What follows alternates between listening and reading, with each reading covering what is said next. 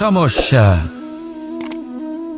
প্রত্যেকের জীবনেই সমস্যা আসা যাওয়া করে, আর প্রত্যেক মানুষ সমস্যা আসার পর তার সমাধান খুঁজতে উঠে পড়ে লাগেন। কিন্তু যখনই সমস্যার সমাধান হয়ে যায়, আমরা সুপ্রসন্ন হয়ে যাই এবং অসাবধানও হয়ে যাই।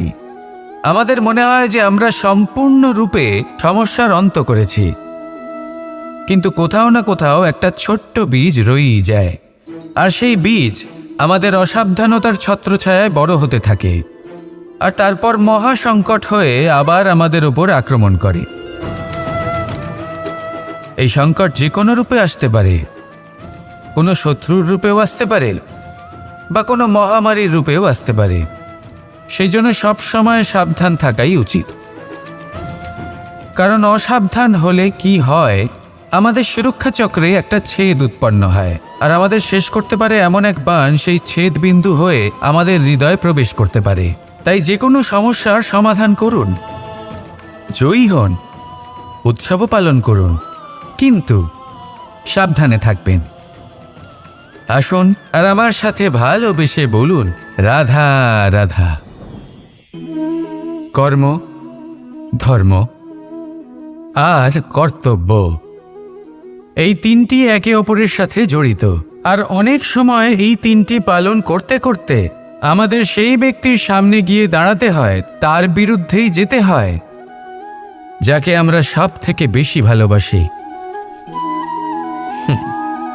কিন্তু সেইখানে এই যুদ্ধ কোনো ব্যক্তিগত যুদ্ধ থাকে না, এ হলো কর্ম, ধর্ম আর কর্তব্যের যুদ্ধ। এটা সরল নয়, অত্যন্ত কঠিন হয় তার সম্মুখীন হওয়া যাকে আমরা সব থেকে বেশি সম্মান করি। কিন্তু আমাদের তো আমাদের ধর্মের পথে চলতেই হবে, কারণ আমরা কর্মবদ্ধ, কর্তব্যবদ্ধ, আর এটাই করা উচিত। শুধু এটুকু মনে রাখবেন, যদি আপনার উদ্দেশ্য শুভ হয়, আপনার ভাবনা শুভ হয়, আপনি যদি কর্ম, ধর্ম আর কর্তব্যের পথে অগ্রসর হন, তাহলে এই প্রক্রিয়াতে যদি আপনাকে আপনার আরাধ্যেরও সামনে দাঁড়াতে হয়, তাহলেও আপনার কোনো ক্ষতি হবে না। তাহলে আসুন আর আমার সাথে ভালোবেসে বলুন, রাধা রাধা। মানুষের কোন বিষয়ে অহংকার থাকে? সময়, ক্ষমতা, শরীর আর সম্পত্তি। আর এই চারটেই সর্বদা সঙ্গে থাকে না। কি বিচিত্র ব্যাপার! আপনি নিজেই দেখুন, সময় আজ ভালো হলেও কাল অবশ্যই খারাপ হতে পারে। ক্ষমতা আজ আপনার থাকলেও কাল তা নাও থাকতে পারে। এই শরীরটা তো নশ্বরই বটে। যত আপনি বার্ধক্যের দিকে অগ্রসর হবেন, দুর্বল হতে থাকবেন, সৌন্দর্য ক্ষীণ হতে থাকবে। আর সম্পত্তি আজ আপনার, কাল অন্য কারোর হয়ে যাবে। আর এই সমস্ত নশ্বর জিনিসে মন কেন্দ্রীভূত করতে করতে ব্যক্তি ভুলে যান সেই বিষয়গুলি যা সর্বদা আপনার সাথে থাকবে, আপনার ঢাল হবে, আপনার সম্বল হয়ে থাকবে। আর তা হল আপনার স্বভাব, বুদ্ধি, সৎসঙ্গ আর খাঁটি সম্পর্ক। নিজের স্বভাব শীতল রাখুন, কর্মে বুদ্ধির পরিচয় দিন, সর্বদা ভালো মানুষের সাথে সময় কাটান, আর খাঁটি সম্পর্ক সর্বদা পালন করুন। জীবনে সর্বদা সুখী হবেন। রাধা রাধা। আমরা কর্ম করি, আর সেই কর্ম অনুসারে আমাদের তার ফল প্রাপ্ত হয়। এখন এই কর্ম আরও শ্রেষ্ঠ হতে থাকে, আমরা আরও প্রেরিত হতে থাকি। তার জন্য আমরা বড় বড় জ্ঞানীদের থেকে প্রভাবশালী, প্রেরণাদায়ক ব্যক্তির সাথে দেখা করার চেষ্টা করি, দেখা করিও। নিজের কর্মের বিষয়ে বিচার করি, আলোচনা করি, তাই তো? কারণ আমাদের কাজ দেখে তাতে বিশেষ মতামত সামনে থাকা ব্যক্তি দিতে পারে। কিন্তু এই পুরো চক্রতে সংসারের সব থেকে গুরুত্বপূর্ণ ব্যক্তির সাথে কথা বলতে আমরা ভুলেই যাই। আপনি কি জানেন সংসারের সব থেকে গুরুত্বপূর্ণ ব্যক্তি কে? স্বয়ং আপনি। হ্যাঁ, আপনি সে। আপনি জীবিত আছেন, তাই এই সংসার জীবিত আছে। আপনি হলেন আপনার সমস্ত কর্মের কেন্দ্র। তাই এবার থেকে প্রতিদিন একটু সময় নিজের জন্য বের করে নিজের সাথে কথা বলুন। নিজেকে বুঝুন, নিজের কর্মকে বুঝুন। কিছু প্রশ্ন আসবে, কিছুর উত্তর পাবেন। আরও কিছু প্রশ্ন আসবে যার উত্তর আপনি অবশ্যই পাবেন, কিন্তু এটা করবেন অবশ্যই, নয়তো আপনি এই সংসারের সব থেকে গুরুত্বপূর্ণ ব্যক্তির সাথে দেখা করার সুযোগই হারিয়ে ফেলবেন। এবার বলুন, আপনি কি এরকম চাইবেন? রাধা রাধা, প্রেম, ঘৃণা, এই দুই হলো একই শব্দ। কিভাবে? দেখুন না, দুটোতেই আড়াই অক্ষর রয়েছে। দুটোই হলো সেই অনুভূতি যা আমাদের মনের সাথে জড়িত, আর এই দুই অনুভূতির সাথেই জড়িত মানুষ আমাদের জন্য গুরুত্বপূর্ণ। পার্থক্য শুধু এটাই যে প্রেম পায় সম্মান আর ঘৃণাকে করা হয় অবজ্ঞা। এরকম কেন? কারণ প্রেম হলো সেই অনুভূতি যেখানে মানুষ সব কিছু দিয়ে দিতে চায়, সব কিছু লুটিয়ে দিতে চায়। সেখানে ঘৃণা হলো এমন অনুভূতি যেখানে মানুষ সব কিছু কেড়ে নিতে চায়, সব কিছু জিতে নিতে চায়। তাও প্রেমের অনুভূতি কখনো আপনাকে হারতে দেয় না, আর ঘৃণার অনুভূতি কখনো আপনাকে জিততে দেয় না। এবার কি করবেন আপনি? একটাই জীবন। ঘৃণার সাথে বাঁচবেন নাকি প্রেমের সাথে? আমি তো প্রেমকেই চয়ন করব। রাধা রাধা। পাওয়া এবং হারিয়ে ফেলা, এই দুই হলো জীবনের অভিন্ন অঙ্গ। আমরা যেমন কিছু পেয়ে থাকি, তেমন কিছু হারিয়েও থাকি। কিছু স্বপ্ন সার্থক হয়, আবার কিছু লক্ষ্য অপূর্ণই থেকে যায়। জীবনে এটা হয়েই থাকে, প্রত্যেকের জীবনেই এটা হয়ে থাকে। কিন্তু কারোর সাথে দেখা হলে আমরা কি ধরনের কথা বলি? আমরা সেই কথাই বলি যা আমরা হারিয়েছি। নিজেও দুঃখ পাই, আবার সামনের মানুষটাকেও দুঃখ দিই। তার থেকে অন্যরকম কিছু করার চেষ্টা করুন, ধনাত্মক চিন্তা করার চেষ্টা করুন। মন সেদিকেই দিন, স্মরণ শুধুমাত্র তাকেই করুন, গুরুত্ব তাকেই দিন যিনি আপনার কাছে রয়েছেন। যিনি আপনার কাছে নেই তার আশায় কষ্ট কেন পাচ্ছেন আপনি? সেগুলিকেই প্রাধান্য দিন যা আজ এখন বর্তমানে আপনার কাছে রয়েছে। যেমন আমি কংস মামাকে স্মরণ করি না, যিনি আমার ছেলেবেলা নষ্ট করে দিয়েছেন। আমি স্মরণ করি আমার যশোদা মাকে, আমার বলরাম দাদাকে, আমার রাধাকে, যারা আমার জীবনকে ভরিয়ে তুলেছেন। আপনিও ঠিক এটাই করুন, আর আমার সাথে ভালোবেসে বলুন, রাধা রাধা। কথায় বলা হয়, জীবনে ভালোবাসাই হলো সুখের মূল। এটা সত্য। এবার প্রশ্ন হলো এটাই যে এই ভালোবাসা কার সাথে করা উচিত? যদি আপনি কিছুক্ষণের জন্য সুখ পেতে চান, তাহলে ভালোবাসুন নিজের রুচি মতো। যদি আপনি কিছুদিনের জন্য সুখ পেতে চান, ভালোবাসুন নিজের বন্ধুদের। যদি আপনি কয়েক মাসের জন্য, কয়েক বছর বা অনেক বছরের জন্য সুখী হতে চান, তাহলে ভালোবাসুন নিজের পরিবারকে, মাতা পিতা, নিজের সন্তান, স্বামী স্ত্রী, নিজের আত্মীয়দের।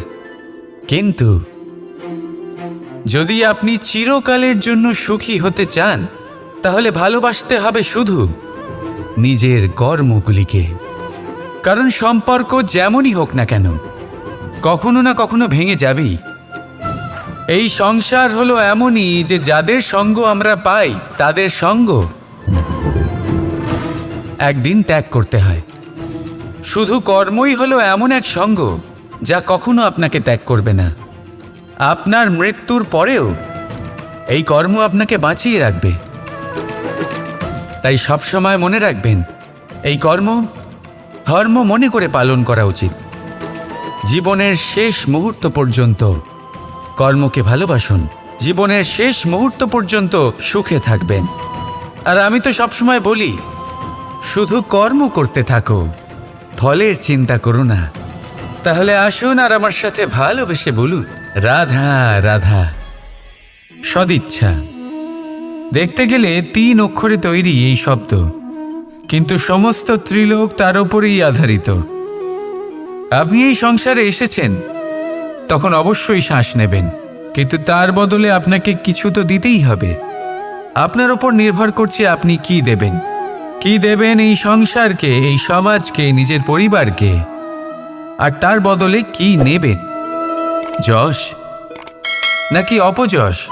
দেখুন, এক ছিল রাবণ, যে কিনা সমুদ্র পার করল সীতাকে অপহরণ করার জন্য, আর এক ছিলেন রামচন্দ্র, যিনি সমুদ্র পার করেছিলেন, সেতু বানিয়ে গিয়েছিলেন সীতাকে ফিরিয়ে নিয়ে আসার জন্য। দুজনেই সমুদ্র পার করেছিলেন, শুধু পার্থক্য ছিল সদিচ্ছাকে বোঝার লক্ষ্যের। অনেক মানুষের যাত্রা একরকম হতেই পারে, কিন্তু আনন্দ তখনই লাভ করবেন যখন লক্ষ্য শুভ হবে, মহান হবে।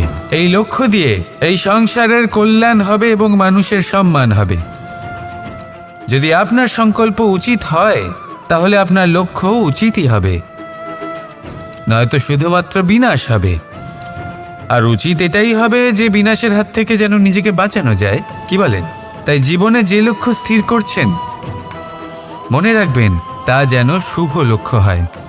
যদি এরকম হয়, তাহলে আপনার যাত্রা, আপনার জীবন দুটোই শুভময় হবে। আসুন আর আমার সাথে ভালোবেসে বলুন, রাধা রাধা।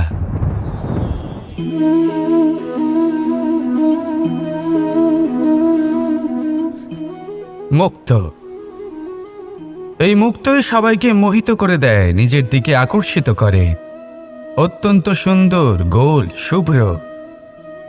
মুক্ত দ্বারা নির্মিত আভূষণ, তা হয়তো সে মুকুটই হোক বা কোনো স্ত্রীর অলংকার, তাকে আরও সুন্দর করে তোলে, তাকে আরও সুন্দর দেখতে লাগে। এবার এই মুক্তকে এত সুন্দর দেখার জন্য কত কষ্ট সহ্য করতে হয়, তা কি কখনো আপনি ভেবেছেন? এই মুক্ত ঝিনুক থেকে বের করা হয়। ঝিনুক, যা কিনা সমুদ্রের তলদেশে থাকে। ওকে কত কষ্ট সহ্য করতে হয়, জলের চাপ সহ্য করতে হয়, সমুদ্রের স্রোত সহ্য করতে হয়। এই ঝিনুককে এত কষ্ট সহ্য করতে হয়, এই মুক্তকে এত কষ্ট সহ্য করতে হয়, তারপরে এর রূপ এত সুন্দর হয়। যদি আপনিও আপনার পরিশ্রমের সৌন্দর্য, নিজের পরাক্রমের সৌন্দর্য এই সংসারে প্রকাশিত করতে চান, তাহলে আপনাকেও কষ্ট সহ্য করতেই হবে। তাই জীবনে যখনই সংকট আসবে, বিপদ আসবে, সমস্যা আসবে, তখন একে সুযোগ হিসেবে গ্রহণ করুন। কারণ এই বিপদের সাথেই লড়াই করে আপনি মুক্তর মতোই পরিশুদ্ধ হয়ে উঠবেন। তাহলে আসুন আর আমার সাথে ভালোবেসে বলুন, রাধা রাধা। যখনই আমরা কথা বলি জলরাশির বিষয়ে, যখন আমরা তুলনা করি, তখন আমাদের খুব ভালো লাগে মিষ্টি সরোবর, পুকুর, নদী। আর আমরা অপেক্ষা করে থাকি সাগরের জন্য, সমুদ্রের জন্য। কেন করি? কারণ এই সাগর, এই সমুদ্র, এ হলো অত্যন্ত বিশাল আর ভয়ানক।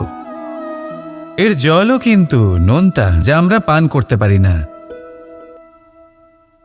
কখনো ভেবে দেখেছেন এই সমুদ্রের অন্তরে এই নোনতা জল, এই নোনতা ভাব, এটা আসে কোত্থেকে? এই যে সমুদ্র, যে প্রবাহমান নদীর থেকে যে খনিজ নির্গত হয়, তার ভাণ্ডার হলো এটা। সেই খনিজকে নিজের অন্তরে গ্রহণ করে, সেই নোনতা ভাব নিজের মধ্যে সমাহিত করে, আর তারপর সেই নোনতা জল বাষ্পে পরিণত হয়ে ওপরে উঠে যায়, যা মেঘ হয়ে আপনার ওপর মিষ্টি বৃষ্টি হয়ে ঝরে পড়ে। এ হলো সমুদ্রের ত্যাগ, যার জন্য আপনি মিষ্টি জল পান করতে পারছেন, সে নদী থেকেই হোক বা সরোবর থেকে। সেই জন্যই হয়তো সাগর হলো এত মহান, হয়তো সেই জন্যই রত্ন সাগরে পাওয়া যায়। তাই মনে রাখবেন, ক্ষমতা তারই হয় যে ত্যাগ করতে জানে, কোনো বিষকে নিজের মধ্যে ধারণ করে নিতে জানে। তাহলে আপনিও এটাই করুন, এতটাই শক্তিশালী হয়ে উঠুন, আর আমার সাথে ভালোবেসে বলুন, রাধা রাধা। পরিচ্ছন্নতা। বর্তমানের এই প্রজন্ম আগের প্রজন্মের এই যে অতিশুদ্ধতার অভ্যেস ছিল, তা নিয়ে ঠাট্টা করে। তাকে মূর্খতা মনে করে। বুঝতেই পারে না কেন। আমাদের মা, ঠাকুমা, দিদিমা এদের দেখেছি সকালে উঠে সবার আগে স্নান করেন। কেন? বুঝতেই পারে না। কেন কথায় কথায় বারান্দা উঠোন পরিষ্কার করা হয়? বুঝতেই পারে না। অনেক মানুষজন এটাকে ধার্মিক এবং অন্ধবিশ্বাস বলে, কিন্তু যদি আমি আপনাকে সত্যি কথা বলি, প্রত্যেক ধর্ম বিজ্ঞানসম্মত। প্রত্যেক কাজের পেছনে বৈজ্ঞানিক সত্যতা লুকিয়ে রয়েছে, কিন্তু প্রত্যেক মানুষ সেই নিয়ে কতটা ভাবেন, কতটা বোঝেন আর কি পদক্ষেপ নেন তা হলো আলাদা এবং অত্যন্ত গুরুত্বপূর্ণ, কিন্তু তা হলো বিজ্ঞানসম্মত। আজও যখন আমি আগে বাড়ি যাই, মা সবার আগে আমার হাত পা ধুয়ে দেন, তারপর সবকিছু। তাই আপনি পরিচ্ছন্ন থাকুন, তাহলে আপনি সুস্থ থাকবেন। তখনই আপনার মনে ভক্তিভাব আসবে, তখনই এই সমগ্র সংসারকে সামলানোর শক্তি অর্জন করতে পারবেন। তাহলে পরিচ্ছন্ন থাকুন, সব ভালো থাকবে। রাধা রাধা। এটা দেখতে পাচ্ছেন? আপনি নিশ্চয়ই জানেন এটা কি। এটা বড়ই বিচিত্র এক বস্তু। এটা হলো কয়লা। আমি একে বিচিত্র এই কারণে বলছি, ভেবে দেখুন, যদি এটা গরম হয় আর আপনি এটাকে ধরে ফেলেন, এটা আপনার হাত পুড়িয়ে ফেলবে। আর যদি এটা ঠান্ডা হয় আর আপনি এটা ধরেন, তাহলে এটা আপনার হাতে কালি লাগিয়ে দেবে। অর্থাৎ যে কোনো পরিস্থিতিতেই, যে কোনো রূপেই থাকুক না কেন, গরম হোক অথবা ঠান্ডা, এটা কোনো না কোনোভাবে আপনার ক্ষতি অবশ্যই করবে। এরকমই হয় খারাপ মানুষজন, বদসঙ্গ, ঠিক কয়লার মতো। আপনি যদি কিছু নাও করেন, যাই হয়ে যাক, এরা যদি আপনার কাছে থাকে, তাহলে কোনো না কোনোভাবে জীবনে আপনার কোনো না কোনো ক্ষতি অবশ্যই হবে। তাই নিজের জীবনে সবসময় সঙ্গতের নির্ণয় অত্যন্ত ভেবেচিন্তে করবেন। রাধা রাধা। ইচ্ছে, সিদ্ধান্ত আর নিশ্চয়তা, এই শব্দগুলো আমরা আমাদের জীবনে অনেকবার শুনেছি, তাই না? জীবনে অনেক সময় অনেক কিছু পেতে খুবই ইচ্ছে করে, কিন্তু শুধু ইচ্ছে হলেই কি সব কিছু পাল্টায়? সব কিছু পাওয়া যায়? অনুর্বর জমিতে বাস করা ব্যক্তির মনে ইচ্ছে হয় যেন সে শীতল জল পায়, কিন্তু সে পায় না। যে এক কুয়ো খোঁড়ার সিদ্ধান্ত নিয়েছে, সে মাটি খোঁড়ার জন্য কোদাল অবশ্যই পেয়ে যায়।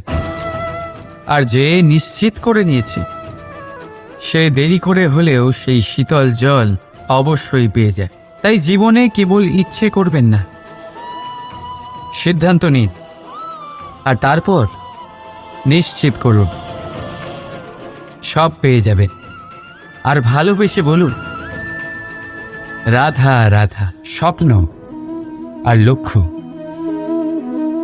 একই মনে হয়। এই দুইয়েরই কথা মানুষ কল্পনা করেন, এই দুইই মানুষ অর্জন করতে চান। আর এই দুই পূর্ণ হলে মানুষ নিজেকে অত্যন্ত ভাগ্যবান বলে মনে করেন। কিন্তু এই দুইয়ের মধ্যে পার্থক্য আছে। পার্থক্য এই যে স্বপ্নের জন্য বিনা পরিশ্রমের ঘুম দরকার হয়, আর লক্ষ্যের জন্য বিনা ঘুমের পরিশ্রম। যে ব্যক্তি ঘুমের মধ্যে স্বপ্ন দেখতে থাকেন, জেগে ওঠার পর তার হাত খালি থেকে যায়। আর যে ব্যক্তি পরিশ্রম করেন, শয়নকালেও তার হাত তার লক্ষ্যেই থাকে।